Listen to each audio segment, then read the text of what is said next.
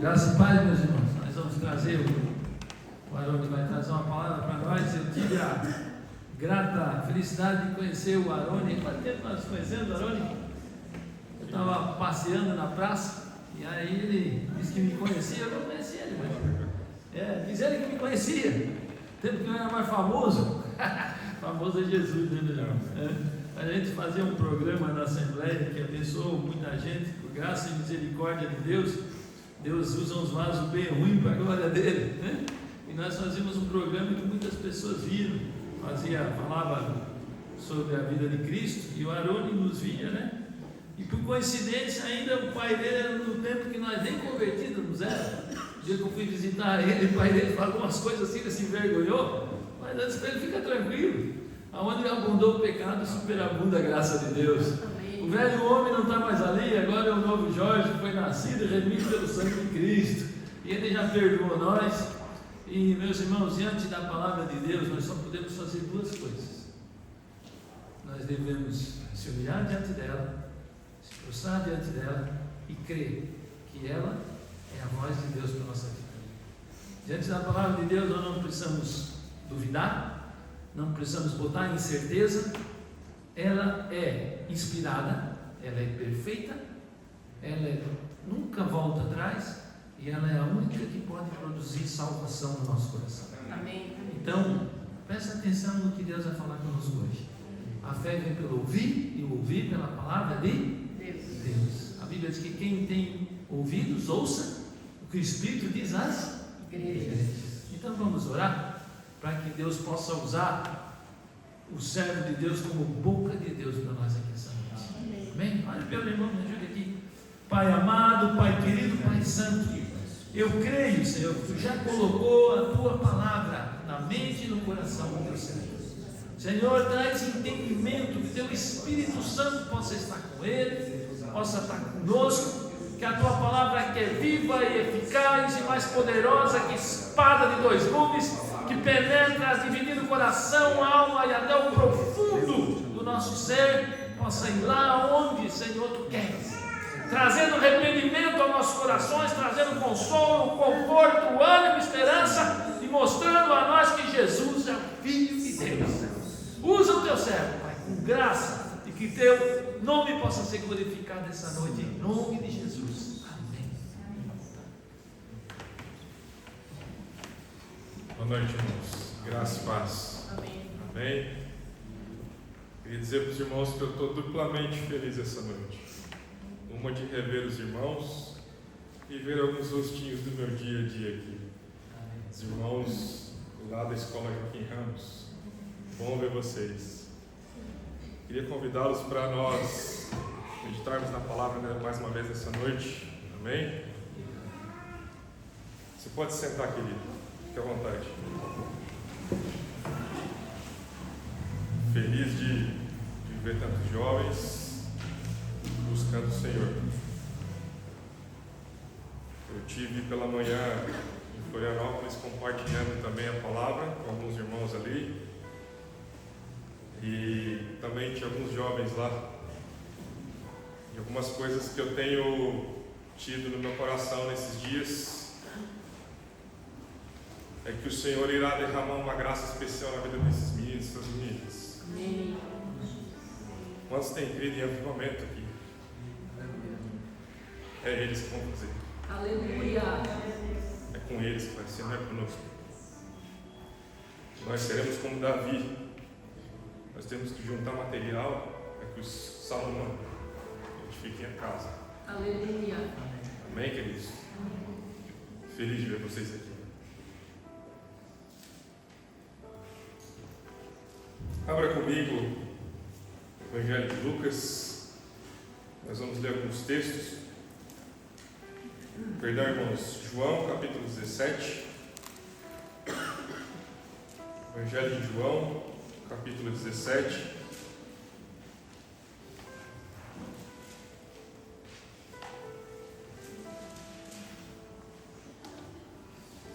Evangelho de João, capítulo 17, versículo 3.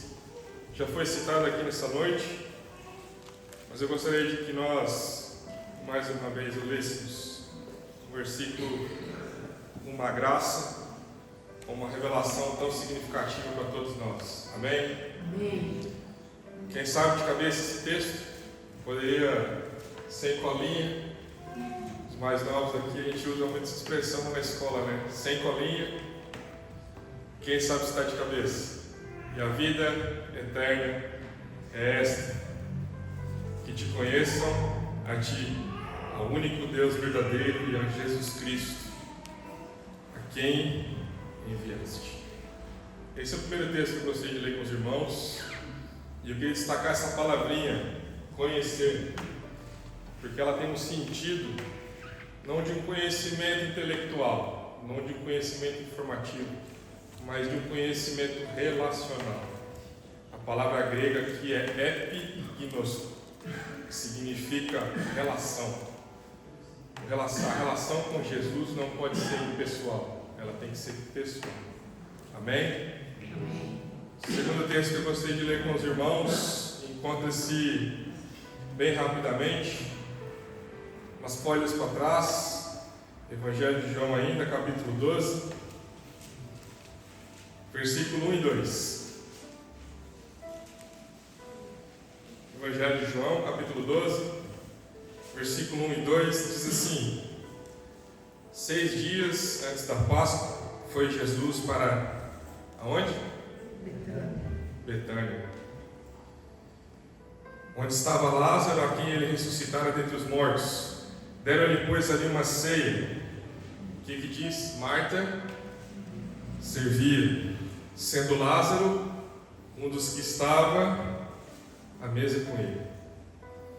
Uma página para trás, capítulo 11,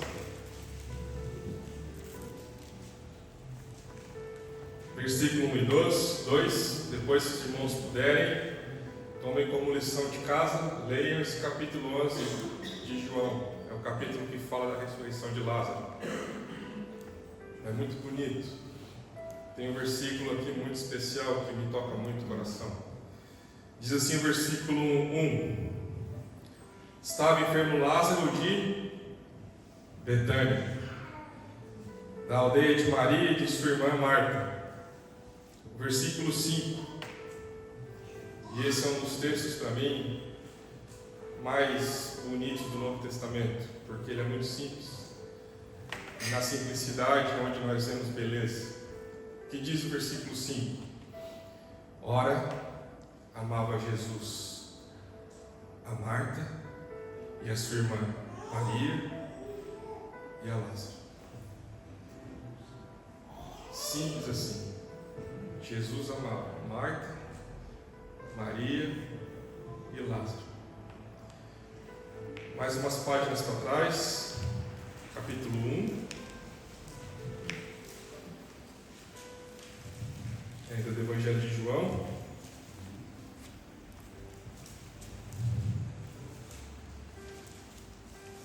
Se nós formos pegar todo o contexto do versículo 19 até o versículo 28, nós temos o testemunho de João Batista acerca do batismo de Jesus. Mas para nós ganharmos tempo aqui, eu vou ler apenas o versículo 28, que é o enfoque do tema dessa noite da nossa mensagem. Diz assim: estas coisas se passaram em Betânia,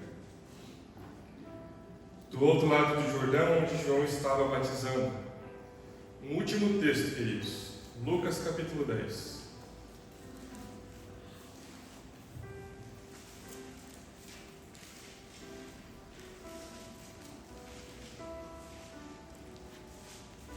Versículo 38. Lucas capítulo 10, versículo 38, nós vamos ler até o 42. Diz assim a palavra do nosso Senhor: Indo eles de caminho, entrou Jesus num povoado. Esse povoado, essa aldeia, é Betânia.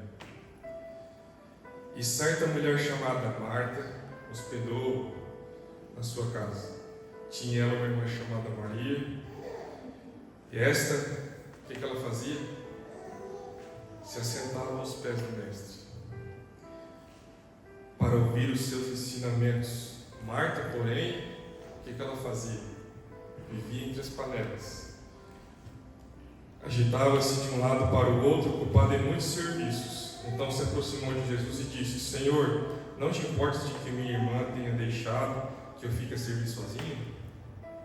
Ordena-lhe, pois, que venha ajudar-me. Respondeu-lhe o Senhor: Marta, Marta. Queria que você prestasse atenção, porque Jesus diz 2 vezes o nome dela aqui. E nós vamos entender o significado do porquê ele faz isso. Andas inquietas e te preocupas com muitas coisas, entretanto, pouco é necessário, ou mesmo uma só coisa. Maria, pois, escolheu a boa parte, e esta não lhe será tirada. Feche seus olhos, curve sua cabeça, vamos ter mais uma palavra de oração. Senhor, eu te louvo, te agradeço mais uma vez aqui esta noite, Senhor. Como é bom estarmos entre os irmãos, comungando, compartilhando, ouvindo a tua palavra. Senhor, mais uma vez nós queremos erguer a nossa voz a ti de forma muito singela, simples, humilde. Pedimos ao Senhor que o Senhor abra os nossos olhos espirituais, para que nesta noite, Senhor, nós possamos ver somente a ti. Nos leva, Senhor amado, ao monte da transfiguração, ao monte da revelação máxima. Remove diante de nós, Senhor, os Moisés e os Elias, para que os nossos olhos, os nossos corações sejam capturados, raptados por ti, Senhor. Para que o nosso coração não se ocupe com outra coisa a não ser a tua pessoa. Ensina-nos, Senhor amado, como nós podemos te conhecer, como nós podemos te servir, como nós devemos te buscar.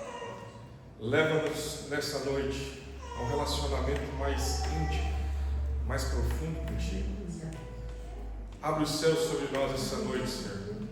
Nos dê uma reunião de céus abertos sobre as nossas vidas.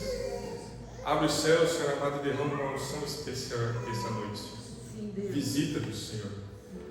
E assim como se o Senhor se sentiu à vontade em Betânia, sinta-se à vontade entre nós também. Em nome de Jesus, nós encomendamos esse tempo nas tuas mãos. Amém. Amém, queridos? Não é meu encargo, vou colocar assim para os irmãos essa noite, fazer uma exposição detalhada desses textos.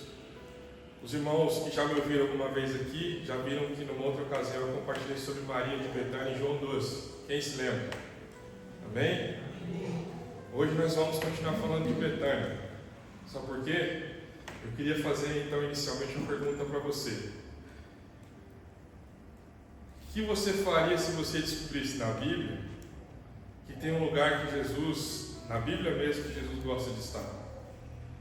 Se você fosse ler as Escrituras, você perceberia que tem um lugar na Bíblia que Jesus amava estar, que ele gostava daquele lugar, que ele amava aquele lugar. O que você faria se você descobrisse isso? O nome desse lugar chama-se Betânia. Eu queria te ajudar, se é que eu posso. Tem irmãos aqui mais preparados para isso. Mas todas as vezes que você ler os Evangelhos, quando aparecer essa palavrinha, essa aldeia que fica a 3 quilômetros a leste da antiga Jerusalém, um pequeno povoado chamado Betânia, você grifasse na sua Bíblia, você visse quantas vezes Jesus vai para lá e volta. Ele vai a Jerusalém, mas ele volta até Betânia. Por quê, irmãos? E é isso que eu gostaria de compartilhar com os irmãos essa noite.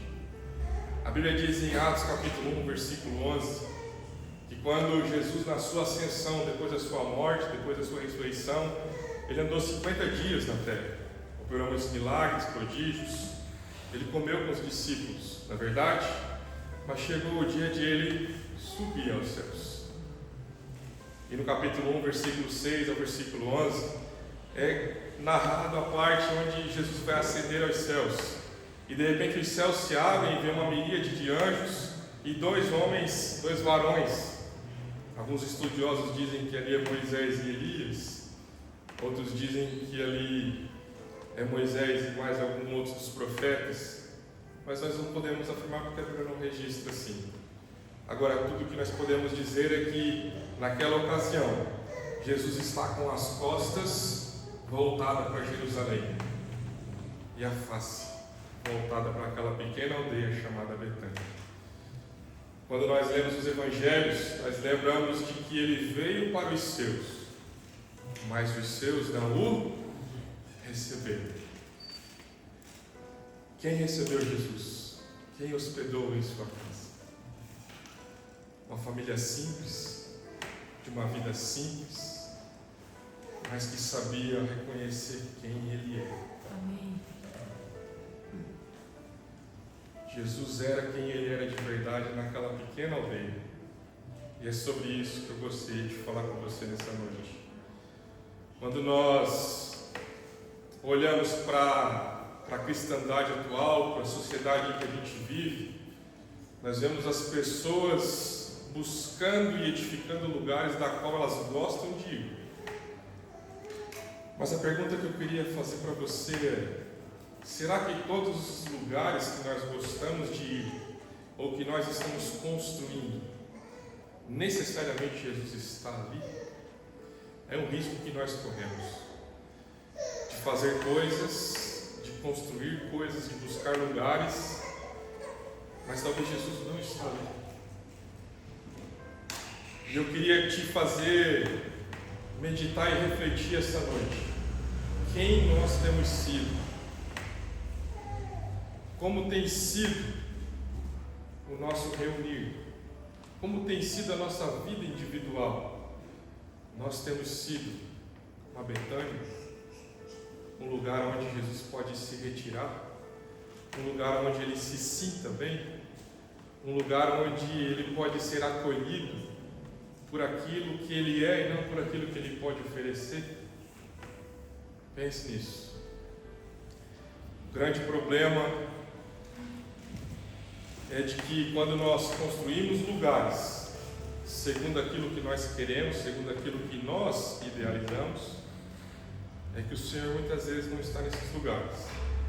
Nós passamos a usufruir de momentos, de experiências pontuais, mas nós não habitamos num encontro relacional com o Senhor. Em 2 Coríntios capítulo 6, Paulo vai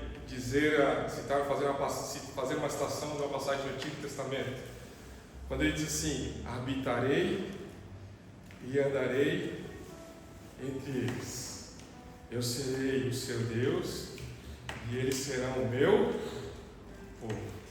Então, irmãos, quando nós nos reunimos, qual é a expectativa do nosso coração? Quando chega domingo ao meio-dia, eu digo, vou retroceder um pouquinho aqui. Quando dá 8 horas da manhã de segunda-feira, nós já estamos de novo aguardando a reunião de domingo, para nos encontrarmos com irmãos. Será que é assim que nós temos vivido? Porque nós vamos na sexta e no domingo à noite, temos um encontro pessoal com o anfitrião desta casa. Pense nisso. É isso que nos move? Ou será que nós viemos a este local porque temos irmãos, e não estou aqui criticando, estou aqui elogiando, que cantam maravilhosamente bem? Será que nós viemos a este local porque esse lugar é confortável? Será que nós viemos neste local porque o pastor Jorge tem uma palavra boa? Será que nós viemos neste local porque eu tenho amigos aqui? Eu gosto dos irmãos que vão lá. Será que eu venho neste local porque são pessoas que eu já convivo há muito tempo? Não, irmãos. Nós devemos vir a este local, porque Jesus tem um encontro comigo e com você. Amém. Isso significa Betânia. Isso significa conhecer a Deus de modo íntimo, relacional. É isso que nós precisamos nesses dias. Nós abrimos os jornais, ligamos a televisão, ou melhor, pegamos nosso celular antes de dormir e o nosso dedo fica assim. Não é verdade? Vivemos vidas agitadas. E quando a gente conversa com as pessoas, nós perguntamos: e aí, Jorge, como é que tu tá? E aí, Cris, como é que tu tá? E aí, Tati, como é que tu tá? E aí, Rebeca, como é que tu tá? E aí nós respondemos quase que no modo automático, no piloto automático. Nós dizemos assim, na correria. Não é verdade? E parece que se nós não respondermos assim, nós nos sentimos improdutivos, nós nos sentimos deslocados e excluídos do mundo, não é verdade? Como se nós não estivéssemos produzindo algo. Nos sentimos muitas vezes inúteis, não é isso? Mas é isso mesmo que nós deveríamos sentir. Porque nós andamos na contramão de um sistema. Como filhos de Deus, nós não somos feitos para viver dessa forma. O Catecismo de Westminster, eu creio que já citei aqui uma outra vez, ele diz, na primeira pergunta dele, qual é o fim, ou qual é o propósito final para o qual o homem foi criado? Glorificar a Deus e desfrutá-lo, gozá-lo para sempre. Você tem sentido prazer em Deus? Você tem sentido alegria em Jesus? Ou você tem sentido alegria nas coisas de Jesus? Nas coisas que o envolvem? Irmãos, meu foco aqui essa noite é para que nós possamos redirecionar o nosso foco. Porque em algum momento, talvez, da nossa caminhada, nós temos nos perdido, sendo absorvidos pelas coisas do Senhor e não atraídos pelo Senhor. Amém? Amém. E sabe como que nós podemos, muitas vezes, da maneira mais sutil, nos perder? As bênçãos do Senhor. Mas eu posso te falar algo de todo o meu coração. Eu não quero, e Deus sabe do meu coração o que eu vou dizer aqui, os irmãos me ouçam com reservas, porque vocês vão entender o que eu quero dizer. Eu não quero a bênção, eu quero o abençoador. Amém. Eu quero chegar um dia, poder dizer como Paulo falou, eu considero tudo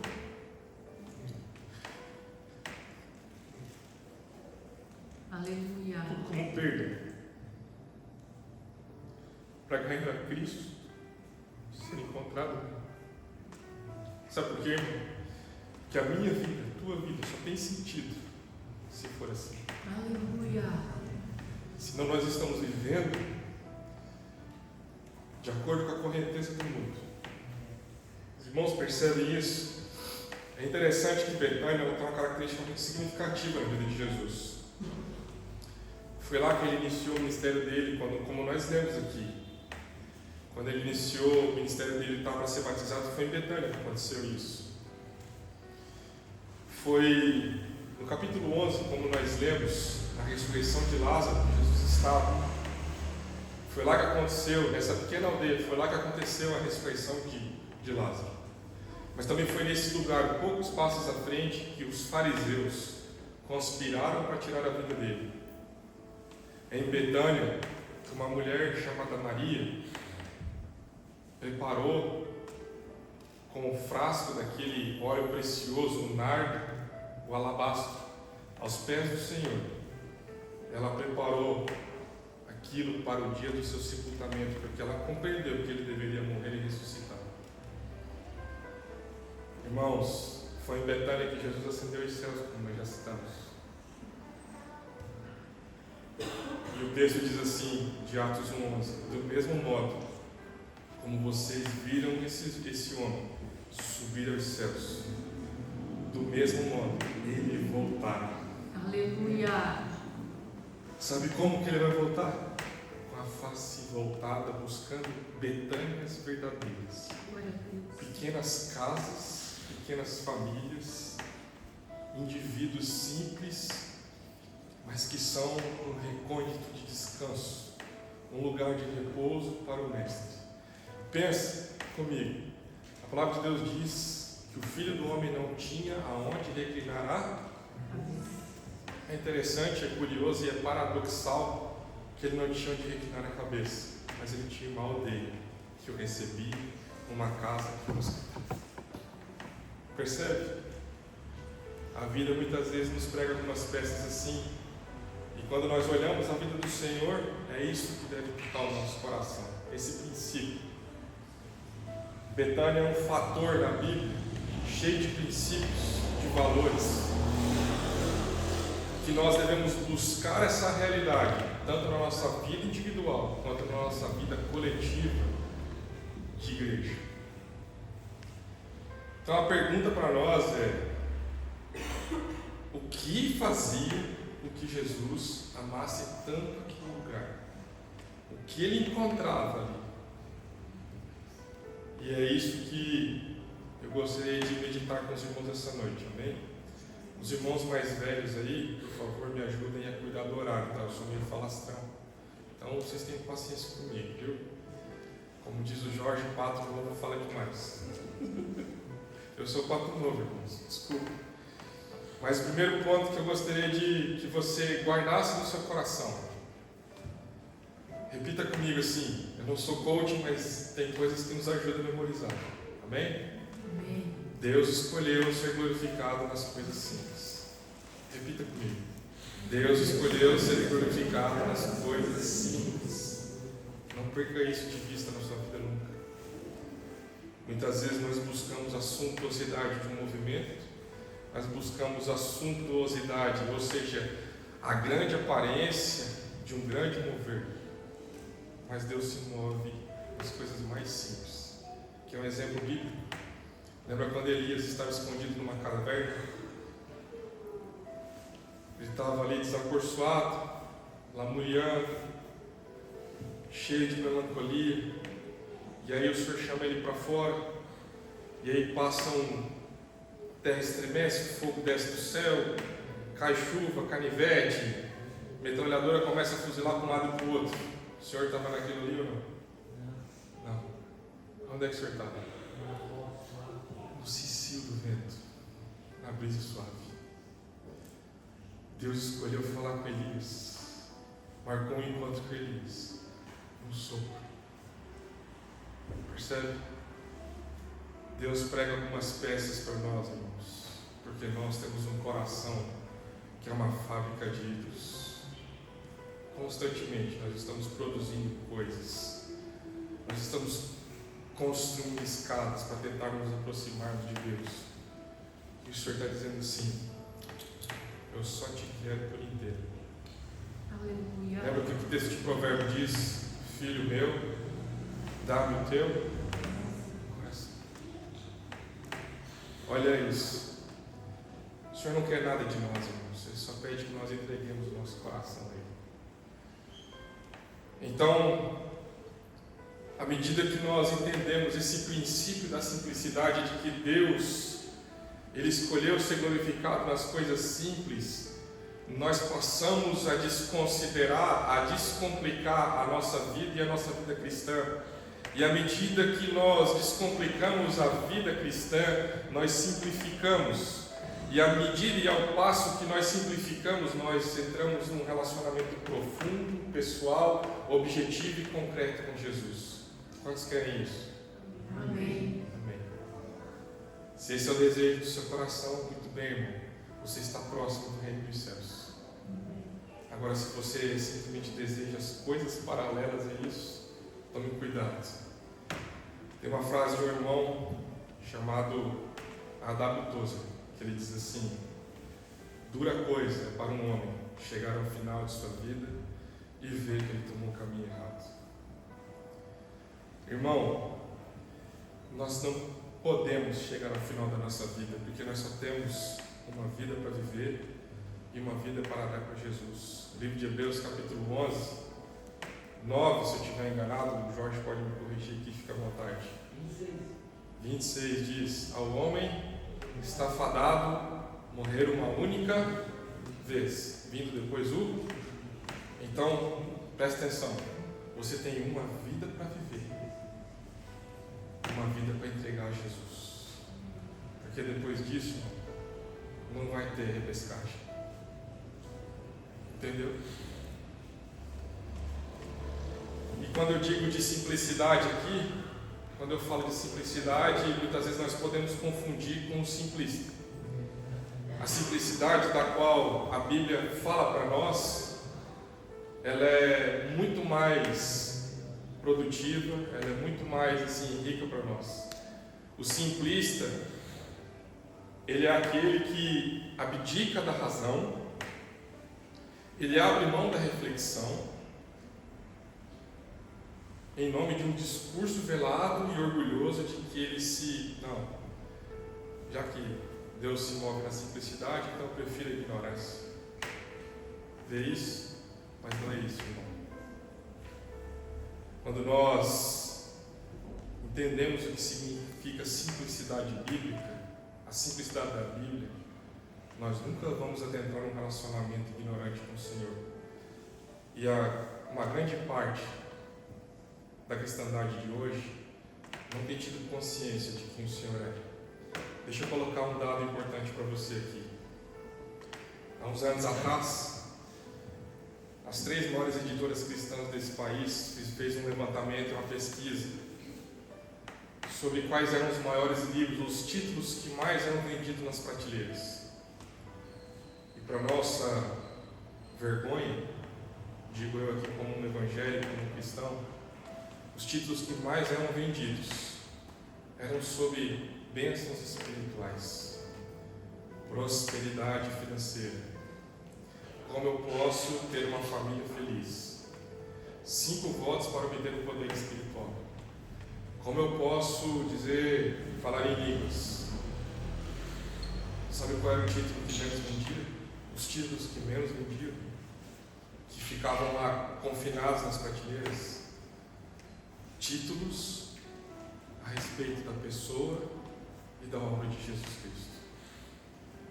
Irmãos, como nós podemos dizer que nós fomos salvos se não existe um interesse anelante no nosso coração de conhecer aquele que nos comprou com o seu sangue? Amém. Aleluia. Como que pode nós sermos um povo que temos o livro que é mais vendido no mundo, e esse livro simplesmente de Gênesis e Apocalipse, ele narra a vida de uma pessoa, do começo ao fim, e nós parece que estamos mais ocupados com as coisas paralelas. Minha oração nessa noite é que o Senhor possa pegar o teu coração aqui essa noite e fazer do avesso. Aleluia. Que Ele possa mudar o teu apetite espiritual, irmão. Glória a Deus. Amém? Amém. Quantos desejam isso? Amém. Amém. Seja sincero nas suas orações. Tudo aquilo que nós pedimos, de acordo com a vontade de Deus, Ele concede. A pergunta que eu faço para você é o seguinte: você acha que Ele não quer se revelar a você? Irmão, mais do que o seu desejo de conhecer, escreve isso que eu estou te falando. É a vontade dele de se fazer conhecido por ti. Busca conhecê-lo com toda a tua força. Entrega a tua vida de uma forma como tu nunca entregou. Devoção é a chave. Entrega radical é a chave. Eu não estou falando aqui para romantizando o Evangelho, não é isso, irmão. Mas eu estou com 41 anos, eu não sou velho, tem pessoas aqui com muito mais idade e experiência do que eu.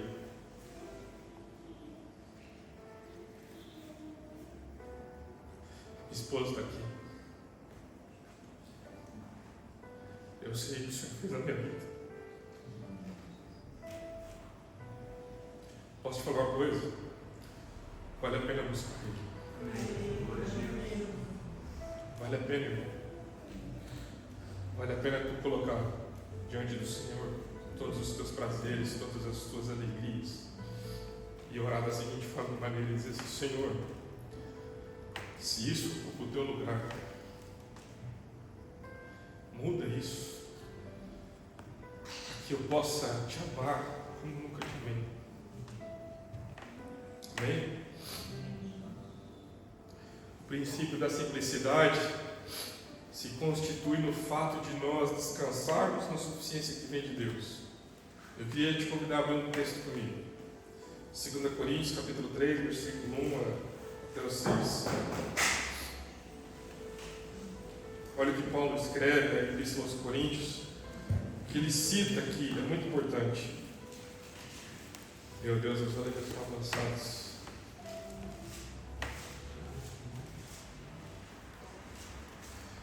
2 Coríntios capítulo 3, versículo 1. O versículo 1 ao 6 diz assim, bem rapidamente: começamos porventura outra vez a recomendar-nos a nós mesmos? Ou temos necessidade, como alguns, de cartas de recomendação para vós outros ou de vós? Vós sois a nossa carta escrita não em coração, escrita em nosso coração, conhecida e lida por todos os homens, estando já manifestos como carta de Cristo, produzida pelo nosso ministério, escrita não com tinta, mas pelo Espírito de Deus vivente, não em tábuas de pedra, mas em tábuas de carne, isto é, nos corações. E é por intermédio de Cristo que temos tal confiança em Deus, não que por nós mesmos sejamos capazes de pensar alguma coisa como se partisse de nós. Olha o que Paulo fala agora.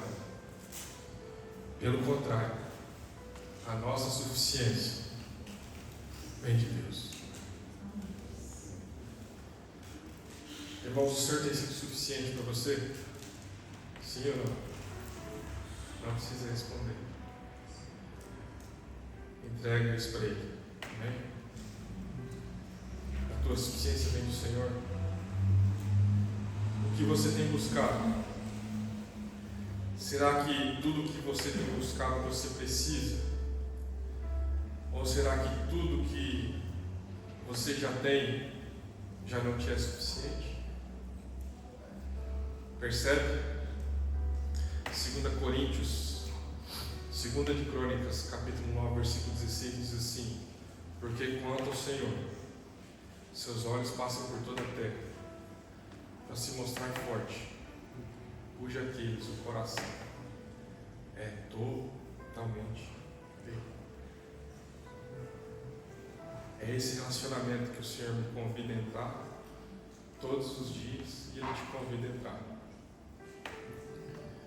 Nós precisamos entender que nesses dias há uma graça, queridos, nessa simplicidade. Jesus é simples, um homem simples, um carpinteiro de Nazaré, um homem que abriu mão da sua glória, não usou com usurpação ser igual a Deus, antes a si mesmo se esvaziou, assumiu a forma de servo. Não é isso que o texto de Filipenses 2 diz? É interessante que no versículo 5 Paulo diz assim: tende em vós o mesmo sentimento, a mesma mente, a mesma disposição de pensamento que houve em Cristo Jesus. Isso é simplicidade. Percebe? Tende em vós o mesmo sentimento, a mesma mente, a mesma disposição de pensamento que houve em Cristo Jesus. Qual era a disposição de pensamento dele? Que ele não julgou com usurpação ser igual a Deus. Antes a si mesmo ele se esvaziou. Ele assumiu a forma de servo. Ele foi humilhado. Ele desceu. Ele foi obediente até a morte. E morte de cruz. Essa é a simplicidade do meu Senhor. Quantas vezes nós perdemos a simplicidade da nossa vida e nós muitas vezes nos quebramos para caber em alguns lugares? Já parou para pensar nisso? Quantas vezes nós, ao invés de abrirmos portas para relações profundas com o Senhor, nós levantamos muros? Irmão, é disso que Jesus quer nos livrar. Jesus amava Betânia. Betânia era um lugar onde Jesus tinha um profundo carinho. E como eu falei, era um lugar marcado pela simplicidade. Qual que é a frase que nós falamos lá no começo? Deus escolheu ser glorificado nas coisas simples. Você está comigo aí? Queria ler uma frase para você, que você preste muito bem atenção nessa frase. É melhor sermos libertos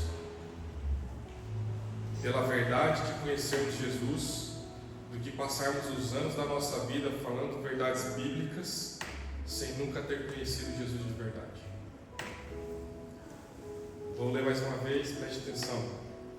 É melhor sermos libertos pela verdade de conhecermos Jesus do que passarmos os anos da nossa vida falando verdades bíblicas sem nunca ter conhecido Jesus de verdade.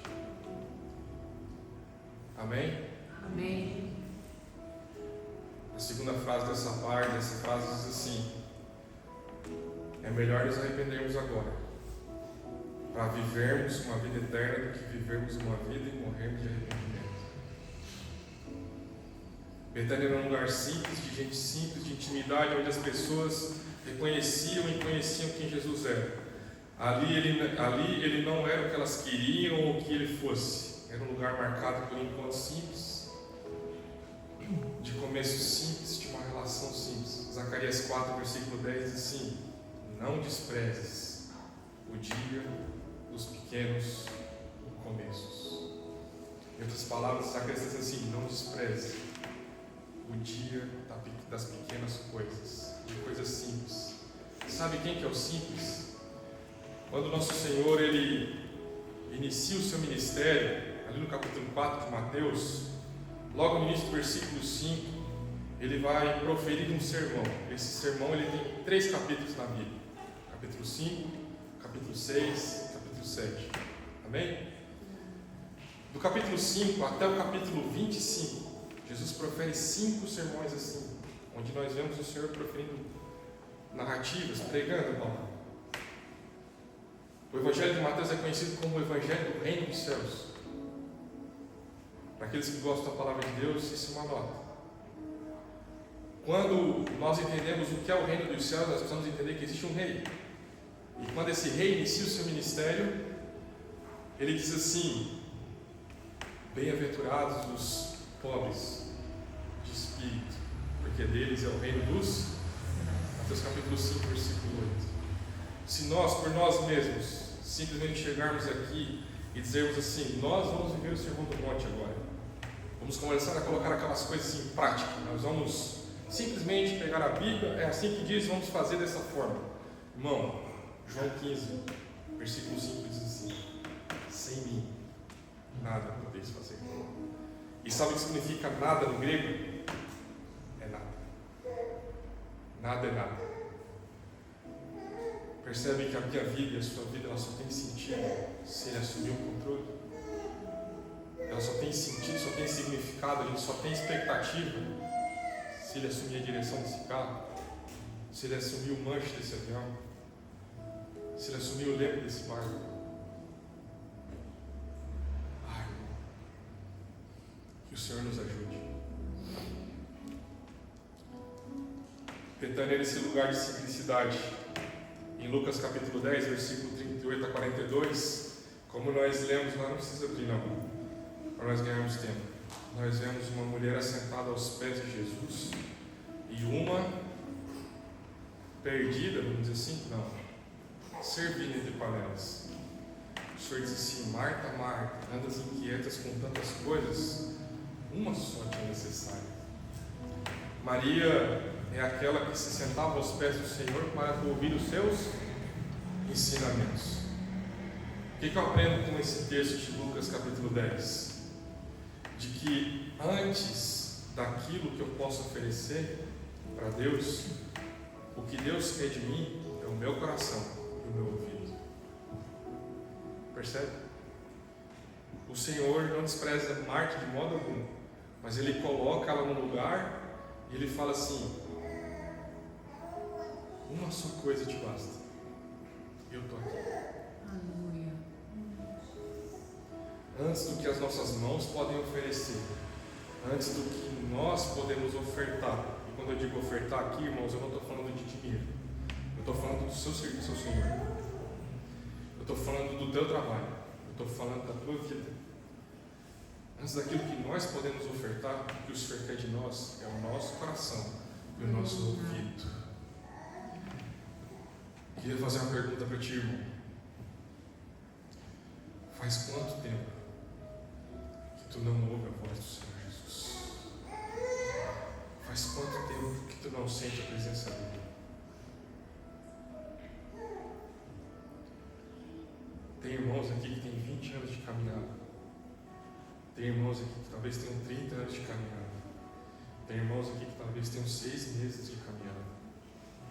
Mas sabe qual é a coisa mais significativa nesse tempo em que você está vivendo aqui?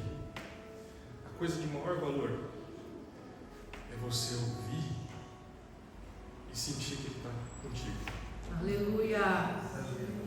É você ter a convicção no teu coração de que o Espírito Santo mora dentro de ti. Aleluia. De que Ele fala contigo em toda e qualquer circunstância. Muitas vezes nós nos metemos em negócios e o Senhor está dizendo assim: não, vai por aí. Não monta essa sociedade aí com esse ímpio. É jogo desigual. E nós não ouvimos o Senhor. Quantas vezes o Senhor diz assim: não te mete nesse namoro, rapaz. Não te mete nesse namoro, guri. Tu vai arrumar para tua cabeça. Mas nós nos entregamos aos nossos sentimentos. Não é verdade? E esquecemos de ouvir a voz do Senhor. E cada vez que Ele fala contigo e você não ouve, entenda uma coisa: Jesus e o Espírito Santo são uma pessoa. Se Ele falar e você não quiser ouvir, é a mesma coisa que acontece conosco. O que nós fazemos? Tá bom. E cada vez que você toma suas decisões sozinho, e sozinho, e sozinho, mais distante vai ficando. Então o que nós precisamos nos fazer? Ter um coração como o de Maria. Maria quedava-se aos seus pés para ouvir os seus ensinamentos. Pense nisso, irmão. Uma coisa que eu queria falar para você: talvez você tenha orado por ministério, não é isso? Talvez você tenha orado dizendo assim: Senhor, eu quero pregar o Evangelho. Uma vez eu ouvi de um irmão mais velho: irmão, cuidado com o que a gente deseja. Ministério é lugar de morte. Ministério é lugar de morte. É morrer para que outros possam viver. É abdicar da sua vida, dos seus problemas, para viver a dor, o problema dos outros. Percebe? Púlpito, sendo sincero com os irmãos, é lugar de morte. Não é bom estar aqui, irmão. Sabe por quê? Porque eu tenho que ouvir dele de uma forma muito responsável e te entregar o que ele disse. E se eu não for fiel à mensagem, não é de você que vai cobrar, de mim. Percebe? Então isso envolve sentarmos aos pés do Senhor e ouvirmos: Senhor, fala. Fala, Senhor, que eu quero te ouvir. Aleluia. Tua voz para mim é mais significativa do que todos os ruídos do mundo. Aleluia. É muito mais significativo e relevante para mim, Senhor, ouvir a tua voz, do que essas coisas que meu coração fazem barulho. E sabe como é que nós podemos orar, irmãos? Dizendo assim: Senhor, silencia minha alma. Como o salmista disse: Senhor, aquieta minha alma. Senhor, aquieta minha alma. Prega para a tua alma. Isso é uma das coisas que a gente pode fazer.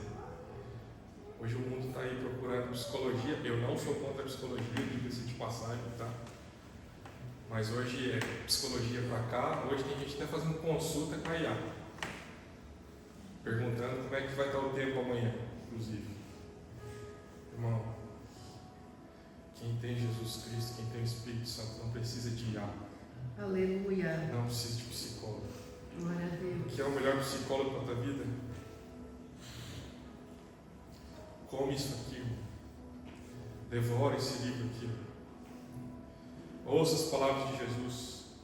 Maria, nós vemos na história de Maria de Betânia, nós vemos ela 3 vezes aos pés de Jesus. Uma está aqui em Lucas capítulo 10, versículo 38 e 42. Depois nós a vemos em capítulo 11 de João, aos pés de Jesus, quando Lázaro veio a falecer. Ela se lança aos pés de Jesus e ela diz assim: Senhor, se tu estivesses aqui, meu irmão não teria morrido, porque ela reconhecia quem ele era. Lembra lá no capítulo 10 de Lucas? Ela reconhecia quem ele era, ela sabia que a presença dele ali era mais importante. Irmão, como tem sido as nossas reuniões, como tem sido a nossa vida? Nós temos valorizado, reconhecido, dado a centralidade, a primazia, a supremacia das nossas vidas, para que Ele ocupe o trono do nosso coração? Ou nós estamos assim, Senhor, vem para cá, mas faz o que a gente quer?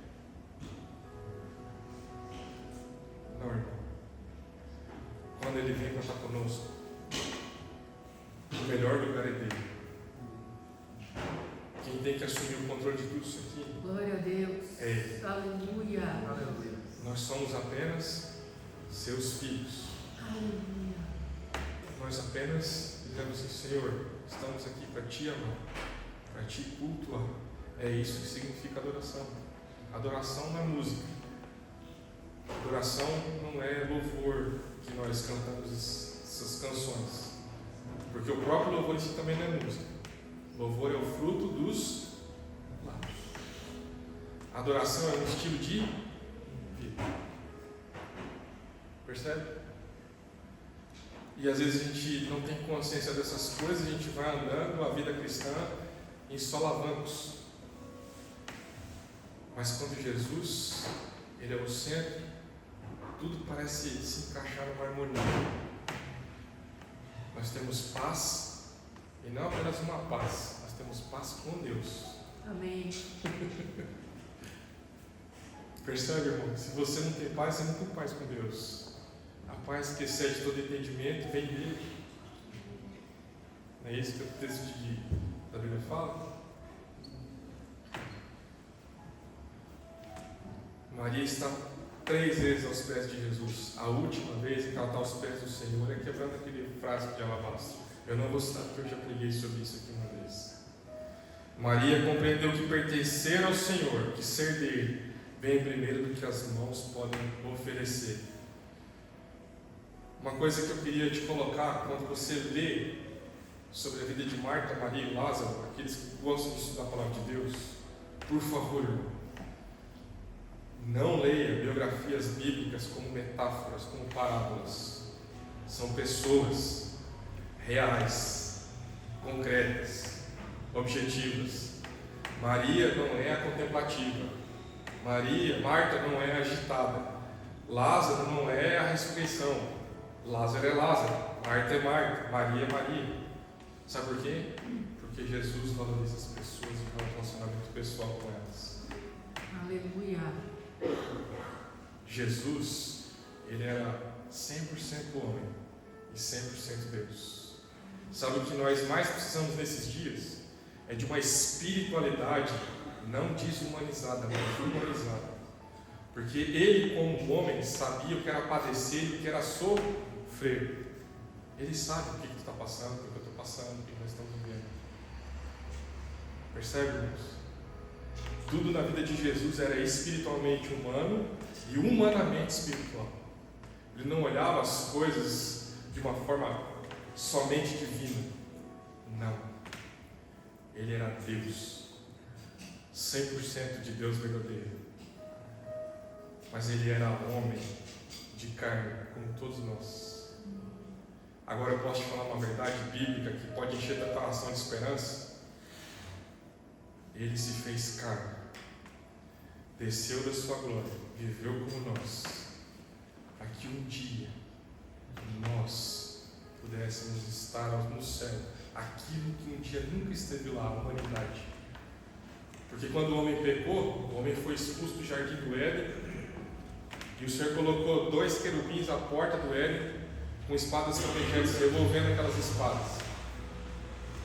Mas quando Jesus se encarna, e Ele vem um dos textos mais bonitos é Lucas capítulo 3, capítulo 4, quando nós vemos a humanidade de Jesus, aquele menino, aquele servo, envolto em fraldas, deitado na manjedoura. Percebe como o Rei da Glória está envolto em paninhos, deitado na manjedoura. Percebe como isso para nós é constrangedor, é humano para nós demais? Sabe por quê? Porque os nossos olhos são altivos demais. Nós não conseguimos contemplar as coisas mais simples da vida. E é isso que o Senhor espera de cada um de nós. Que o Senhor possa encontrar os nossos corações. Corações que desejam o Senhor. Aleluia. Que amam ouvir os seus ensinamentos. Glória a Deus. Feche seus olhos, curva sua cabeça, vamos orar.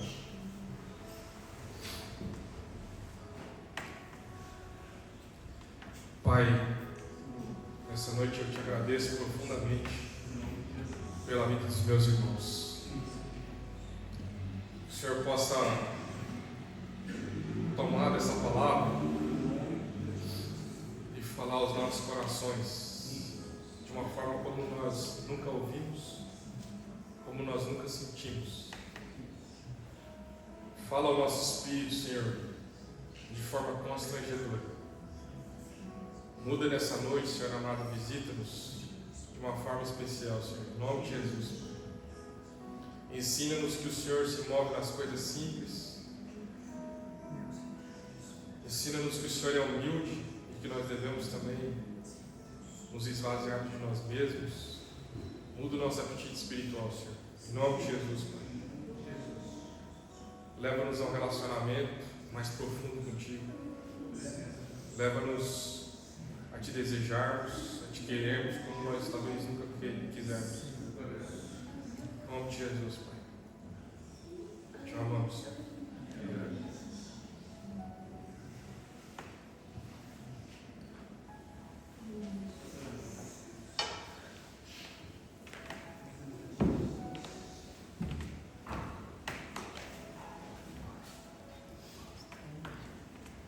Meus irmãos,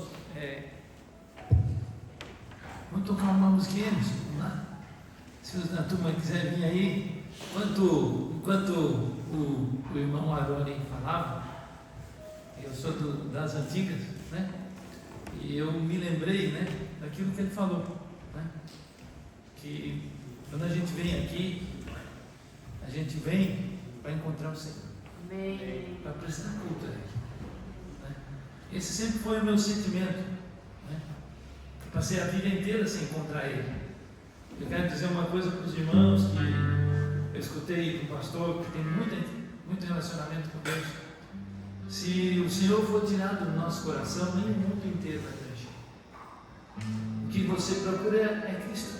Você não procura uma igreja, você não procura a felicidade, você não procura um casamento, você procura uma pessoa. Essa pessoa é Cristo. Aleluia. Amém? Certo? Nessa noite feliz, nesse santo lugar, eu marquei um encontro com Deus. Seu amor é real, sua paz cruzarei. Eu marquei um encontro com Deus. Eu marquei um encontro com Deus.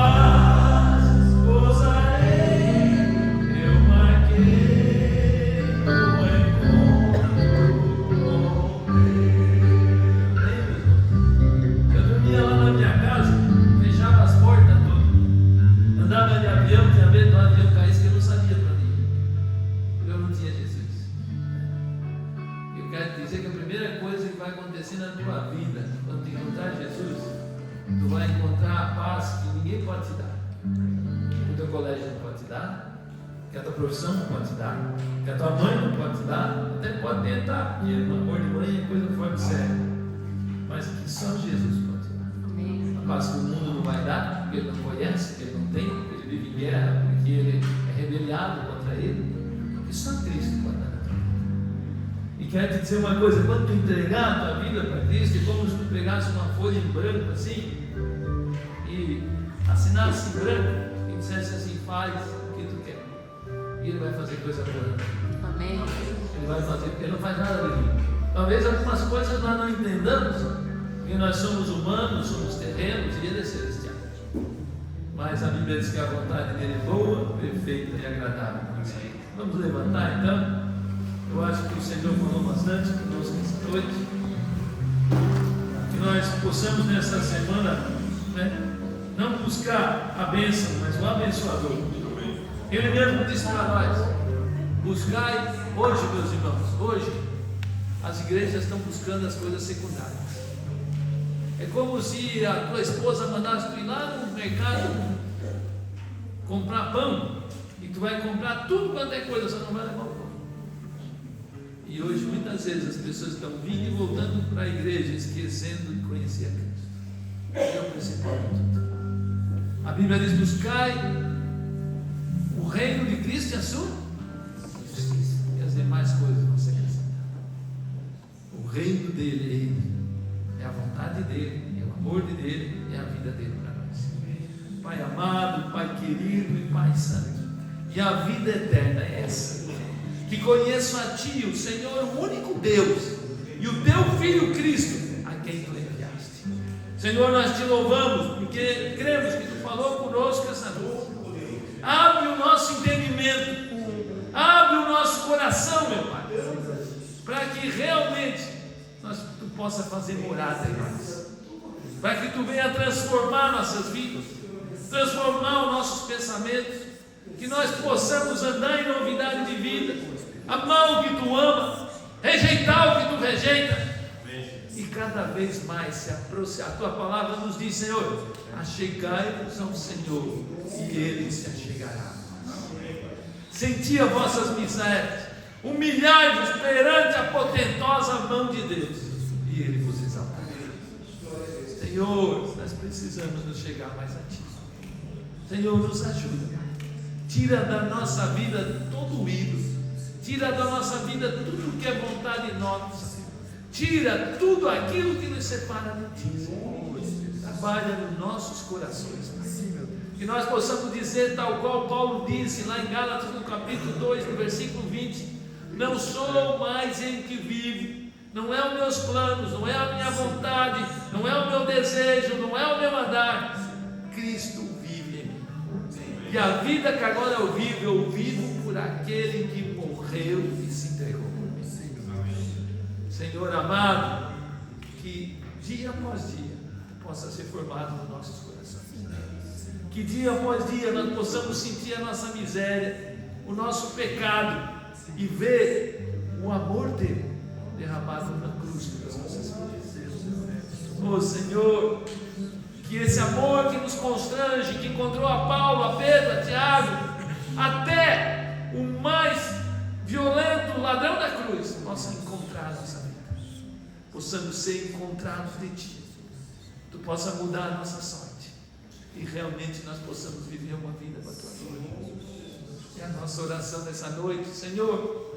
A nossa oração aqui é que Cristo possa ser formado em nossos corações, é que Cristo possa ter primazia em nossas vidas, e que quer seja tudo que nós fizermos, nós possamos te glorificar. Senhor, abençoa cada vida, cada família que está aqui, Senhor, que nós possamos realmente entregar tudo o que temos a Ti. Como o Teu servo falou: filho meu, dá-me o Teu coração. Oh Pai, fala conosco, Pai. Senhor, com o amor de Deus, que a graça de Cristo, que as doces consolações do Espírito Santo possam estar em cada vida, em cada família. Nos ajuda nessa semana, nos ajuda a tomar as decisões, nos ajuda a viver segundo a Tua palavra, nos ajuda, Senhor, a parar com a correria desse mundo, porque muitas vezes, Senhor, parar e sentar aos teus pés é ganhar tempo. Escutar a tua voz é ser dirigido pelo teu Espírito. Senhor, nos ensina, como a tua palavra nos fala lá em Provérbios, no capítulo 4, versículo 23, de tudo aquilo que tu deves guardar, guarda no teu coração, que são fontes de saídas da vida. Senhor, nos ensina a nos aquietar diante de ti e escutar a tua voz. Senhor, com o amor de Deus, a graça de Cristo e as doces consolações do Espírito Santo estejam com cada família, com cada pessoa. Esteja uma semana abençoada em nome de Jesus. Amém e amém. Vamos só para avisar, a semana que vem nós temos o culto mais importante. É o único culto que diz, Jesus disse assim, ó, lembra o que eu fiz por vocês. O culto de ceia que sempre é domingo às 9 da manhã. Às 8h30 a igreja está aberta para oração. Se Jesus não vier, nós estaremos aqui no domingo que vem. Amém? Amém?